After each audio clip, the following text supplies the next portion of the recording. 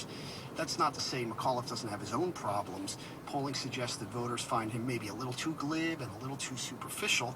It's not entirely clear what kind of turnout he can expect from traditionally Democratic African-American voters. But all in all, in Virginia, Republicans are the ones who are bracing for the worst. Because since the Republican outlook in both the governor's race and the lieutenant governor's race isn't promising, many insiders in Virginia are holding their breath and watching the attorney general's race very closely because at the moment that seems to be the party's best chance of avoiding a Democratic sweep of all the state's top offices.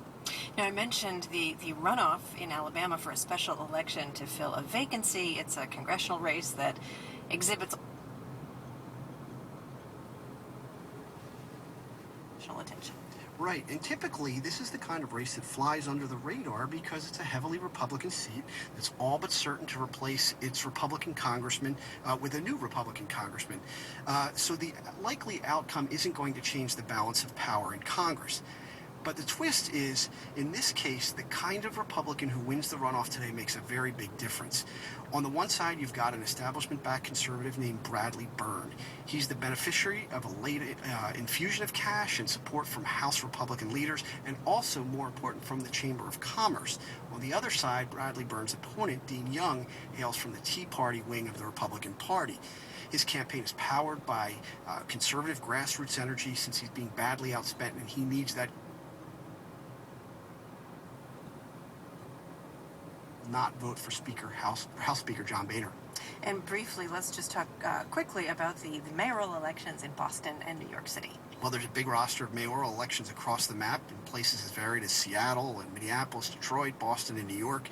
And I think Boston and New York are probably the most interesting, or at least noteworthy today, because it's the end of a political era in both of those cities as they prepare to replace longtime mayors Tom Menino and Michael Bloomberg. Okay, that's NPR digital political editor Charlie Mattesian. Charlie, thanks so much. Thank you, Melissa. And one of the major elections today is, as we heard, right here in Boston.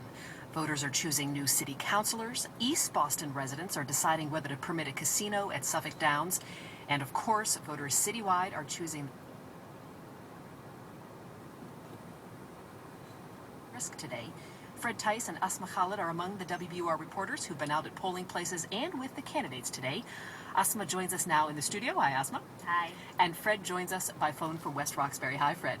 Hi, how are you, Sasha? Good. And Asma and Fred, could you both start us off by telling us about the mood of the voters you've talked with? I mean, even objectively, I think it's fair to say this is a momentous election in terms of a mayor in Boston, but do voters seem to consider this an important moment for the city? And Asma, why don't you start us off? Sure. I think, voters across the board do feel that this is a very important election, and I think that was probably most sort of clearly defined by one voter I talked to in Dorchester this morning. He's 29 years old, and he said flatly, the last election when that wasn't the case for me. So he does sense that he's making a significant vote today in terms of who the new leader will be. Exactly, and in particular for his life. He's a young voter, and we usually don't see so many young voters in these municipal elections, but he felt it was important for him to be there. And Fred, what are you hearing on that front?